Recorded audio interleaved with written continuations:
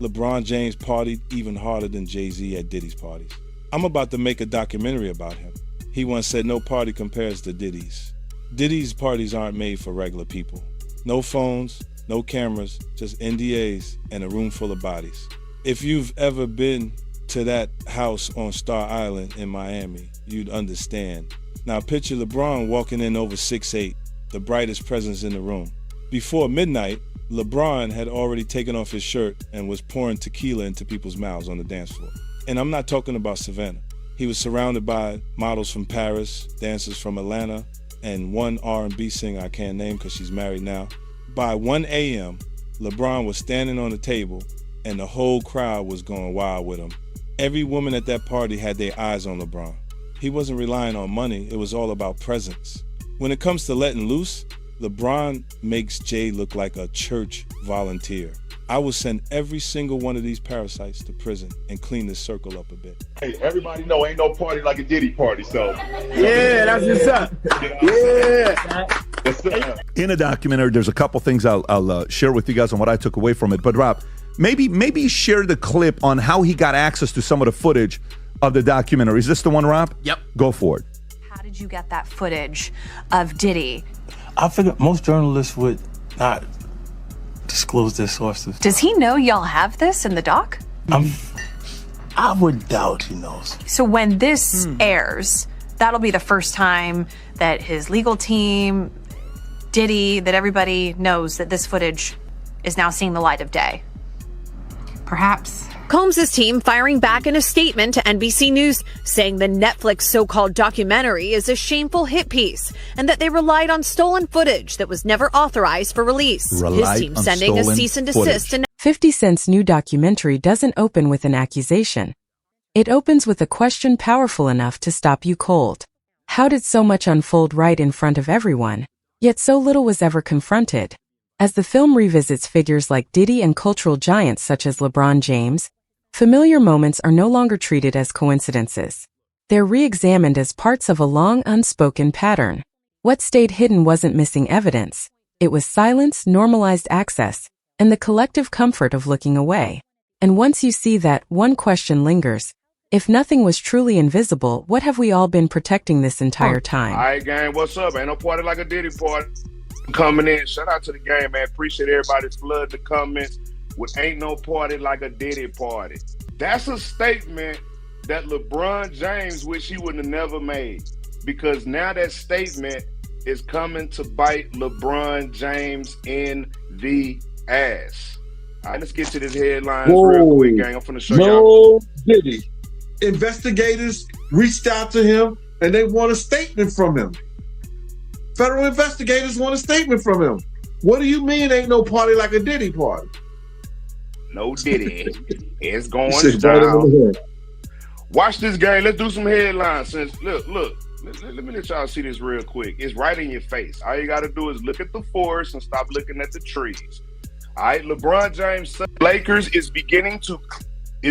becoming clearer and leaves more questions than answered. LeBron James, he left the NBA suddenly with no answers. He left the NBA suddenly with no answers. All right, so it's headline news. What's really going on? All right, LeBron James is leaving the Los Angeles Lakers. Diddy didn't rise solely as an artist or executive. He emerged as a gatekeeper of opportunity itself. His power flowed through elite parties, strategic partnerships, and private rooms where access wasn't just granted, it was traded. In those spaces, proximity became currency, influence replaced accountability, and the line between celebration and control quietly blurred. This is all in 2024, gang. Look at the dates. You can go and verify this yourself. You can go to Google and Google these same titles. All I did was screenshot them for you all's pleasure. To the game, man. Let me see. Okay, so LeBron, because a lot of people say, is this clickbait? Is this clickbait? Whenever you come on a favorite party, Gene, we got paperwork. We got receipts. You will never get clickbait on this channel. All right? Let's keep it moving, guys. All right, more headline news. LeBron James reveals why he stepped away from the Lakers. Whenever you step away from the Lakers, you are leaving the NBA. All right, that's in the title. He's leaving the NBA, so he's definitely stepping away from the Lakers. More headline news. LeBron In James ecosystems just like this, left. association often outweighs formal contracts, and proximity becomes a shield. The implication isn't personal, it's structural. When access determines advancement, silence turns into the unspoken price of entry. And that raises the uncomfortable question: can a culture built on access ever truly police itself? I'm with Puff, and he's in exotic bookstores, and he's doing shopping, right? He's shopping, getting his stuff and everything like that. So, you know, this is the first time I was ever in an exotic bookstore with Puff.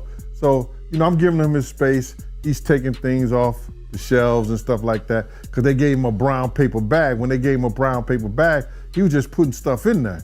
So I said, damn, you know, he got to go put it on the counter and, you know, show everybody what he's getting. So as he going, I'm just looking at the places where he picking stuff from. So there's one part he picked up some things from up here on my left side. And then he picked like quite a few of them down. I was like, okay. He put them in the bag. So when I went by there and I looked up there and it said butt plugs. And I was like, hey, yo. I was messing with him. Because people don't understand, you know, we was like friends. He was a part of the same gang. So I'm still gonna tease him. I'm still gonna mess with him and everything like that. I could do that. It wasn't just no security thing. So I say, yo, what are you getting this for? And it said butt plugs, and he was like, yo, can I do my shopping by myself? I said, yeah, you could do it by yourself, brother. And he started walking and everything like that. When he got to, I just waited at the counter. So when he got to the counter, he didn't even have to show the guy nothing. He just gave the guy a wad of money. I mean, like he gave the guy a stack, something like this. And Puff wasn't the dude that carried no 20s and no 50s and nothing like that. And I mean, like, he just said, boom. And we walked out the store. So we had to leave Atlanta and go to North Carolina for a show. You understand? And it was him, this rapper, Sarah, and this other girl. We all got on a Jeep. LeBron James has always represented more than athletic dominance. He operates at the intersection of sports, business, and moral authority, with a public image built on discipline, responsibility, and speaking up. In that space, associations carry as much weight as statements. When a figure of his stature appears repeatedly within the same elite social orbit, those connections take on symbolic meaning, regardless of intent. This isn't about allegations, but about reputational gravity. And at some point, silence from a moral leader doesn't sit outside the story. It becomes part of it. Let's see, not only is he leaving, gang, LeBron sold his mansion for $39 million. All right? Now, he leaving social media. He leaving the NBA. Now, he just sold his 39. Now, I'm going to tell y'all something, too. A lot of people may not know this, but LeBron James bulldozed it in order to get another one. So he is getting another mansion, but he sold his mansion. Remember, I have a bachelor's degree in real estate. Right? Whenever you start settling out of real estate, whenever you start leaving your obligations like playing for the NBA, and whenever you leave social media, reason. And I think I know why. Party like a Diddy party, so. Yeah, that's what's up. Yeah. So you know. Everybody know ain't no party like a Diddy party. Yo, how authentic was that thing on social media when they had LeBron in the maid outfit? How authentic was that? Did you see that? Old footage has a way of resurfacing at the worst possible moments, not because it's changed, but because the context has. Comments once brushed off as humor or admiration now return as markers in a wider reckoning, reframed by new questions about power, proximity, and the environments in which they were made. People saying it's Photoshop, but I seen different pictures, bro. I done seen like 7 different pictures of him that's made. So that particular picture can't be Photoshop if it's 7 different pictures of him in that particular made suit, unless all 7 of those pictures at different angles is Photoshop. So I don't think a lot of people say it is Photoshop. Shout out to Miss Cat Dog. Just 50 Cent's name being attached to it again. These are two, as everyone knows, the 3 names in hip hop are Jay-Z, Diddy, 50 Cent when it comes to the status of where you could get as a business or a brand. I guess so. So for the top three individuals, for one to go at the other and release this doc, I don't know, what does that say to again, I keep asking about the hip hop state of things. What does that say to hip hop? Like, yeah, man, but you know, when guys come on here, man, and they want to come and try to ruin your show and say that shit to some is clickbait, the more and more we try to teach them, the dumber they make us look, bro. But you know what? That make them look dumb, because watch this. I got 3 college degrees, bro. You know what I'm talking about? I own a lot of look, bro, my thing is this, bro. I don't have to be doing this shit, just like you don't have to be. You see what I'm saying? But a lot of people depend on this information, and a lot of people love hearing what Paperwork Party and Gene got to say. So for the thousands of people that like hearing we got to say, that's cool. For the 20 people, they need to get the fuck up out of here, because it ain't no clickbait over here. Right, it's all good, man. You know what I'm saying? But let's just concentrate on the people who are we our own downfall? I guess I don't know. Well, I mean, I don't know. It all depends on what you consider hip hop. Like, I don't consider any of this debauchery, any of this animalistic crap. I don't consider any of this hip hop. I grew up in hip hop. You know, I know what hip hop. The documentary doesn't claim that words are evidence, but it shows how recorded moments can expose a comfort with spaces that are later questioned. The implication is cultural, not legal. Language becomes a record of belonging.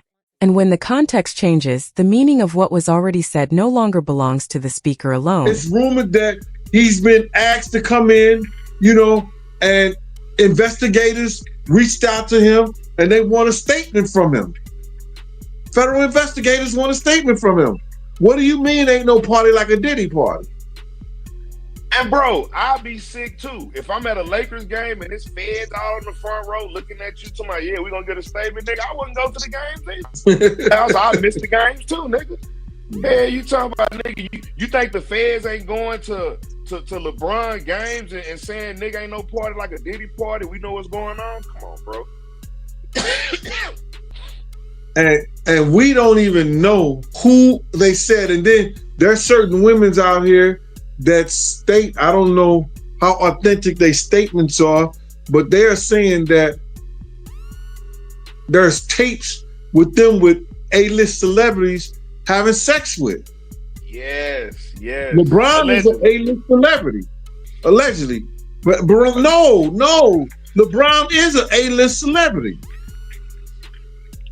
Start off with Diddy basically recording him coming back to New York, recording himself, hiring a camera crew to technically turn himself in. You know, 5 days before he turned in, he came back to New York, you know, based on his lawyer's 6 days. Apologies.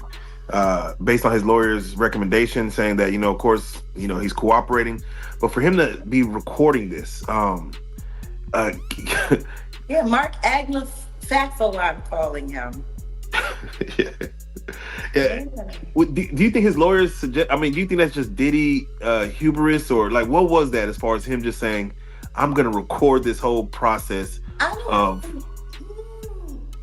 Yeah, go ahead. Yeah. You know, we should ask. We should ask Mr. Busby. Is LeBron James next on the list to be indicted? That's what we should do. We should call Mr. Huh? You got Busby number? Yeah, I got Busby's cell number right here. We should call Busby and be like, hey, is LeBron, matter of fact, let me put the question up. The question for the day, gang, ain't nobody trying to be funny. Will LeBron James be indicted with Diddy? That's the question for the day. Diddy done already been indicted. LeBron James say it ain't no party like a Diddy party. Busby say it's a lot of people on the list that he ain't said, he ain't. When official answers stall, unofficial narratives don't wait, they explode. The lack of clear, authoritative explanation creates a vacuum where speculation rushes in. Not because it's proven, but because it feels unanswered. The documentary shows how years of silence allowed rumor to replace transparency, slowly blurring the line between allegation and assumption. The deeper implication isn't gossip, it's collective frustration. When silence becomes the loudest response, rumor turns into a form of participation, and the question cuts deep. Is rumor a failure of truth, or the cost of refusing to speak it? That's hard to think. But then if you got the A-listers, you know, you got to realize he ran with that Rat Pack, and I don't even say their names because they said I got their names wrong last time. What's his name? Kushner. What's the other guy? Leonardo. Yeah, his name. Man, I don't keep up with these cats, but I heard that that's not only the tape that's being shopped. There's some other tapes out there, other people too with him, and him doing some things with some other people. So it's quite a few tapes that might be out there, what they're hearing, and I don't want to see the tapes, but I want to know if they really true. Because if they got if they got some tapes out there and it's with some underage, whether it's celebrities or not, it's gonna be crazy, bro. It's gonna be real crazy. And they're gonna have to bring that to forefront because the prosecutor's gonna want those tapes. And they're gonna do whatever they have to do legally to get those tapes. No ifs, ands, and buts about it. So we just better hope for his sake, that's just a bunch of bull crap. But then there's lawyers out there saying, yeah, the tape does exist. Lawyers got on television to say the tapes exist. I don't really know or trust that, because they was trying to say he had a tape with one of the bodyguards and this lady that came out. So we don't know what entertainment power rarely stays in one lane.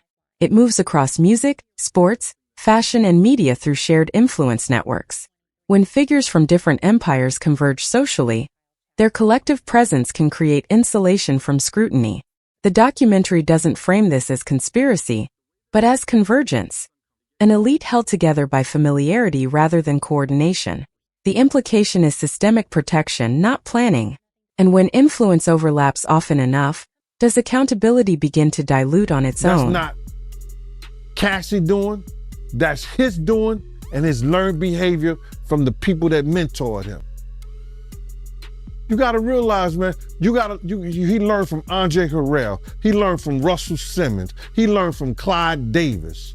You understand? When those people are telling you that they were heavy into the drugs, they was heavy into beating women and doing things at that age, at that crazy stage, that's gonna make him think that he could get away with the same thing that they was getting away with back then.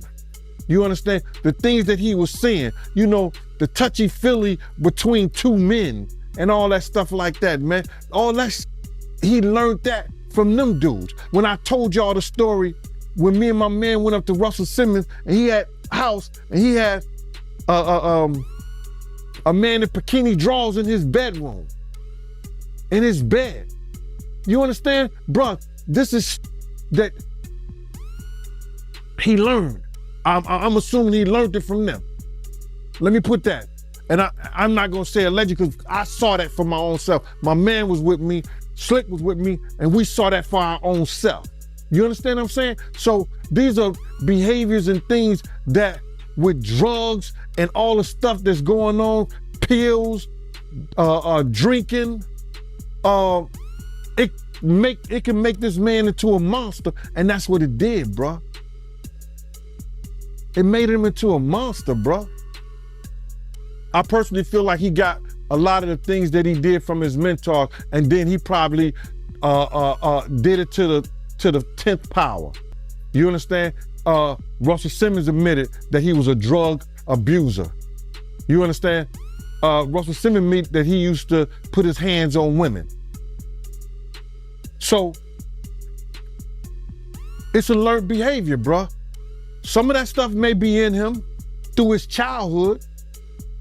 Through his childhood, he may have some of that things in him, but a lot of things that he was doing was a learned behavior, bro. You just don't,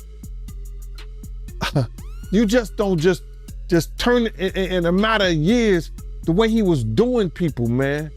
You understand? Check this out, The bro. idea that private spaces may have been quietly documented raises a concern far more serious than shock value. It points to control. History shows that those who hold records often hold leverage, whether they ever use it or not. Even the suspicion that documentation exists can change behavior, creating compliance through uncertainty alone. The implications stretch beyond legality into ethics, touching consent, coercion, and fear. And if power is strengthened by what could be revealed, the question becomes unavoidable. Is silence ever truly voluntary? So my whole thing about it is that there was something in that other than baby oil. That's why they took all the bottles. And 9 times out of 10, if I would give it a wild guess, it was, and like some of the people told me, it was probably that GHB. What's that? I think it's gamma hydrox.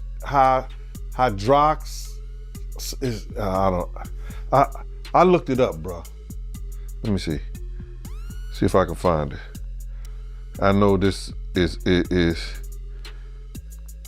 just showing everything like that, but oh no. Let me. Yo, somebody tap dance or sing or do something. You know what I'm saying? While I'm doing this. Oh, here it go right here.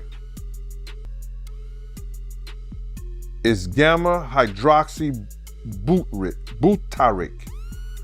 What is its effect on the body? It's a euphoria, drowsiness, decreased anxiety, and memory impairment. It works on the nervous system and gives you this feeling of euphoria.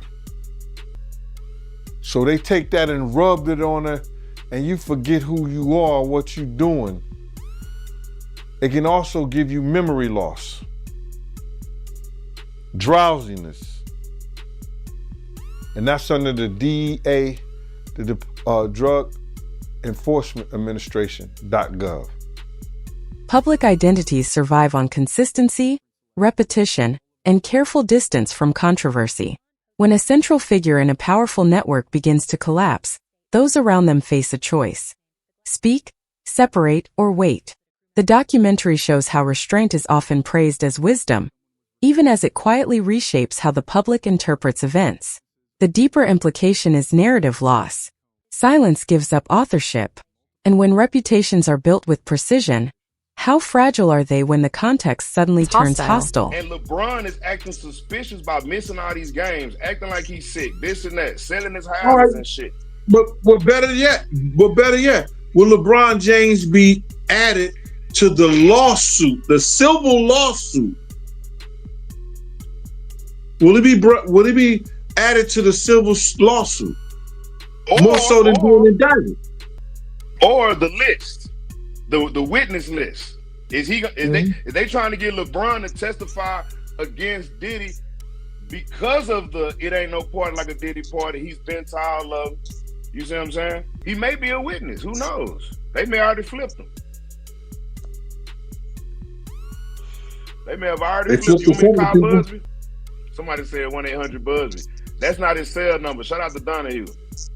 His cell number not 1-800-Busby. You know these thirsty people out there talking about yes. Come on, 1-800-Busby. Somebody said Prophet. Shout out to Mystery Singer. I like that. That's a real educated word. I like Prophet. I don't know if he got a profit agreement. We ain't found no paperwork of him having a profit agreement, but keep that in mind, Mystery. Yeah, the U.S. attorneys have to do that. Give him a profit agreement. Yeah, keep that in mind because he damn sure selling property. I know he don't need no money. You only sell shit when you need money. Mm-hmm. He sold. Look, I didn't show you this one right here. He sold the one in Miami too for $18.5 million, bro. He done sold 2 cribs in 2 years. He sold the one in Miami for $18.5 million, and he sold the one in California for $39 million, bro.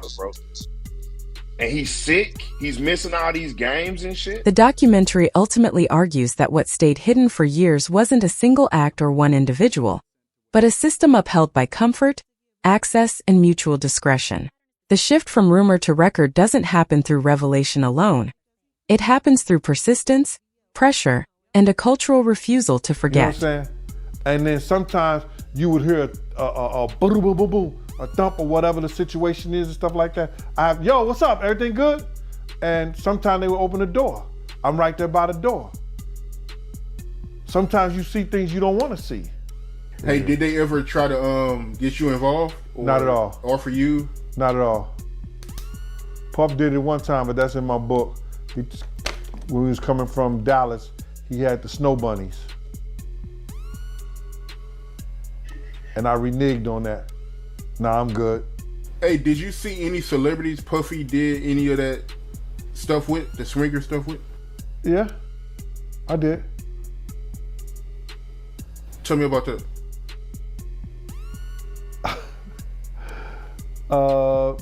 I think I told you about that. One time, him and somebody, him, Sarah, and this young girl flew from Atlanta. And they, and flying from Atlanta, we had this artist with us, right? And we were staying in the presidential suite at the hotel. And this particular artist and Puff, they told me, don't let nobody come in the room. So I said, all right, cool. So I propped my chair by the room door while they went in. So this artist's cousin knocked on the door. So I went to him and I let him in because I knew him, I see his face and everything. I seen his face several times before. He said, yo, I gotta speak to my cousin. And I said to him, I said, well, they busy right now, man, and they told me don't let nobody come in the room. He said, yo, I'm going in the room to get my cousin out. And I said, bruh, you ain't going in the room, get your cousin out. They told me nobody could go in the room. So he said, I don't care who you are, what you doing like that. I'm going to get my cousin. He went to go and try to open the room. I grabbed his ass, joked him up, and slammed him on the piano. And the next thing you know, Puff and this artist run out the room naked. And so then I said, I see the artist trying to grab a towel. Puff didn't give a shit. And the artist like, yo, what's wrong? What's going on? What's going on? He like, yo, G, that's my cousin.